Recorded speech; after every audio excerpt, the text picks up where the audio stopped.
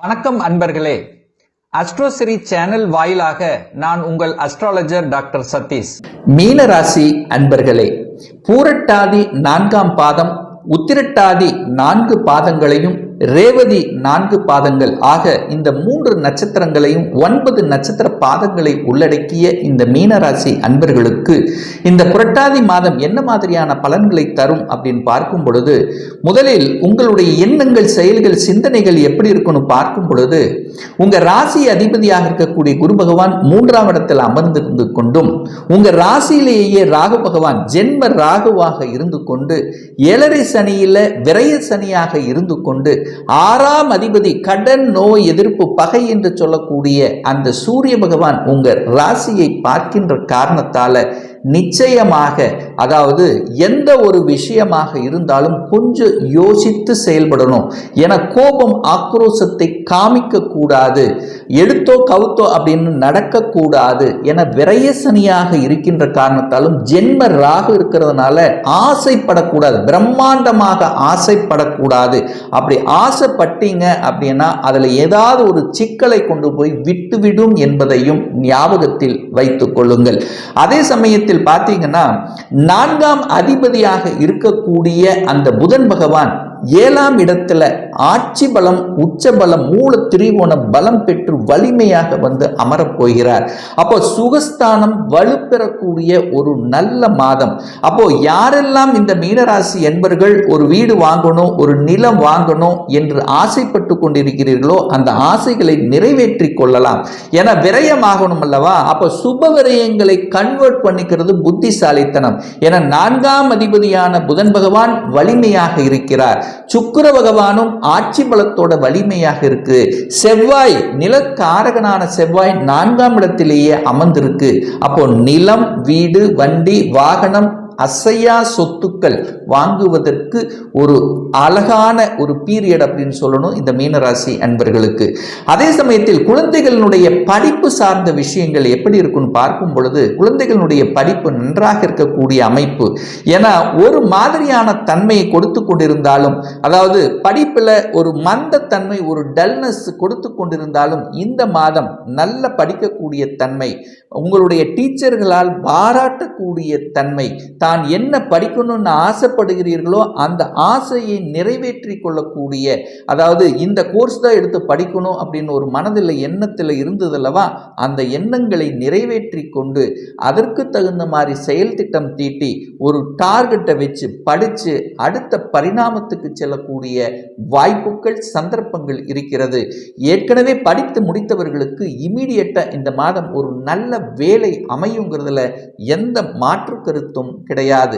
சரி, எதிரி சார்ந்த விஷயங்கள், கடன் சார்ந்த விஷயங்கள் எப்படி இருக்கும்னு பார்க்கும் பொழுது, அந்த 6ஆம் அதிபதியாக இருக்கக்கூடிய சூரிய பகவான் கேதுவோட சேர்ந்து உட்கார்ந்திருக்கார், 7ஆம் இடத்தில் உட்கார்ந்திருக்கார்.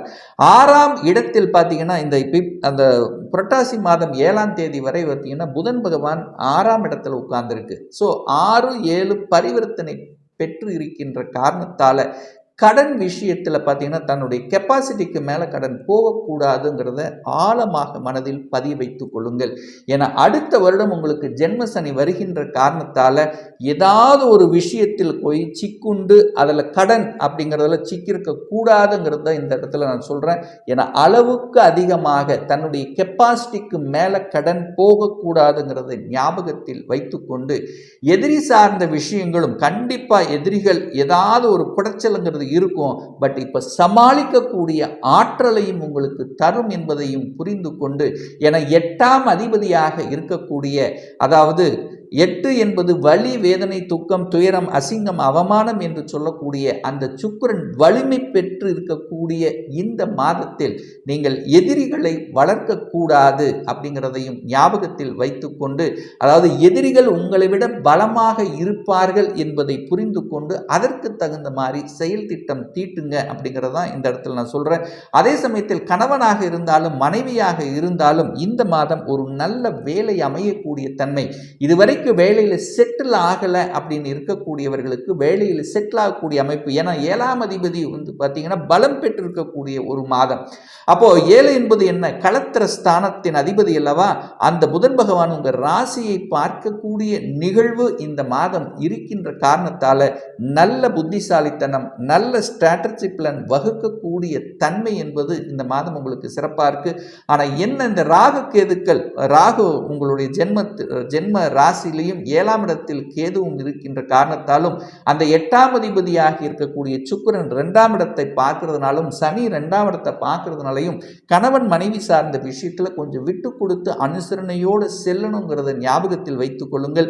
எந்த ஈகோ சார்ந்த விஷயங்களும் கருத்து வேறுபாடு வராமல் பார்த்து கொள்வது நல்லது அப்படிங்கிறத ஞாபகத்தில் வைத்துக்கொண்டு 9ஆம் அதிபதியாக இருக்கக்கூடிய பாக்கியஸ்தானத்தின் அதிபதியாக இருக்கக்கூடிய அந்த செவ்வாய் பகவான் சுகஸ்தானத்தில் போய் இருந்து குருவினுடைய பார்வை, உங்க ராசி அதிபதியினுடைய பார்வை 9ஆம் இடத்தின் மீது பதிவது உங்களுக்கு நல்ல ஒரு விஷயம், ஒரு நல்ல பாக்கியம் உங்களுக்கு கிடைக்கப் பெறுகிறது. அதாவது குழந்தை சார்ந்த விஷயத்தில் குழந்தை பாக்கியம் யாருக்கு கிடைக்கலையே என்று ஏங்கிக் கொண்டவர்கள் அதற்கான அத்தனை முயற்சி எடுத்து பலிதம் ஆகல அப்படின்னு இருக்கிற எத்தனையோ பரிகாரம் செய்த, எத்தனையோ கோயிலுக்கு சென்ற அப்படின்னு இருந்து அது நடைமுறை சாத்தியம் இல்லாமல் இருப்பவர்கள், மன வருத்தத்தில் இருக்கக்கூடிய உங்களுக்கு இப்போ இந்த மாதம் ஒரு நல்ல பாக்கியத்தை தரக்கூடிய குழந்தை பேரு கிடைக்கக்கூடிய, அதனால குடும்பத்தில் மகிழ்ச்சியும் சந்தோஷத்தையும் திளைக்கக்கூடிய வகையில் இந்த மாதம் உங்களுக்கு சிறப்பாக இருக்கிறது அப்படிங்கிற ஸ்ட்ராங்கா சொல்லலாம்.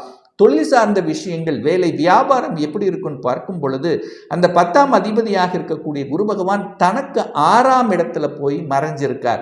அப்போ வேலையில் சில பல அழுத்த பிரஷர்கள் நிச்சயமாக இருக்கும். ஆனால் வேலையை மட்டும் அவசரப்பட்டு ஆக்ரோசப்பட்டு விட்டுவிடக் கூடாதுங்கிறதை ஞாபகத்தில் வைத்துக்கொண்டு அப்படியும் மாறணும் அப்படின்னா இன்னொரு வேலையை அமைத்து கொண்டு மாறுவது தான் புத்திசாலித்தனம் என்பதையும் ஞாபகத்தில் வைத்துக்கொண்டு, ஏன்னா அவசரப்பட்டு ஆக்ரோசப்பட்டு விட்டுட்டீங்கன்னா உங்களுக்கு ஒரு சில வகையில் ஒரு மாதிரியான மன கஷ்டத்தை உருவாக்கிவிடும்.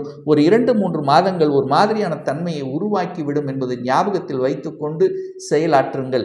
அதே சமயத்தில் குரு பகவான் 11ஆம் இடத்தை பார்க்கிறார் அல்லவா, தனக்காரகன் 11ஆம் இடத்தை பார்க்கும்போது தனம் ஏதாவது ஒரு ரூபத்தில் உங்களுக்கு வந்து கொண்டு இருக்கும். ஆனால் அதற்கு தகுந்த மாதிரி செலவுகளும் வரும், வருமானம் வரும், செலவுகளும் ஆகும். அந்த செலவுகளை சுப செலவுகளாக கன்வெர்ட் பண்ணிக்கிறது புத்திசாலித்தனம். எப்படி கன்வெர்ட் பண்ணிக்கலாம், ஒரு வீடு வண்டி வாகனம் வாங்கிக்கலாம், ஒரு அசையா சொத்துக்கள் வாங்கலாம், அல்லது குழந்தைகளுடைய படிப்புக்காக செலவு செய்யக்கூடிய தன்மைகள், அல்லது ஒரு சிலருக்கு வந்து பார்த்தீங்கன்னா என்ன சூரியன் வந்து 6ஆம் அதிபதியாக இருக்கார் அல்லவா, அப்போ சில சமயங்களில் தாய் தந்தையினுடைய உடல்நலம் சார்ந்த விஷயத்துக்கும் சில செலவு செய்ய வேண்டிய தன்மையும் உருவாக்கிறோம். ஸோ இந்த விஷயத்தில் நீங்கள் அதாவது செலவு அப்படின்னா சுப செலவுகளை கன்வெர்ட் பண்ணிக்கிறது புத்திசாலித்தனம். ஒரு சிலர் பார்த்தீங்கன்னா வெளிநாட்டு யோகம் என்பது இருக்கிறது. அதாவது தன்னுடைய வேலைக்காக தொழிலுக்காக வெளிநாட்டுக்கு சென்று வரக்கூடிய பாக்கியம் இந்த காலகட்டம் உங்களுக்கு சிறப்பாக இருக்கு.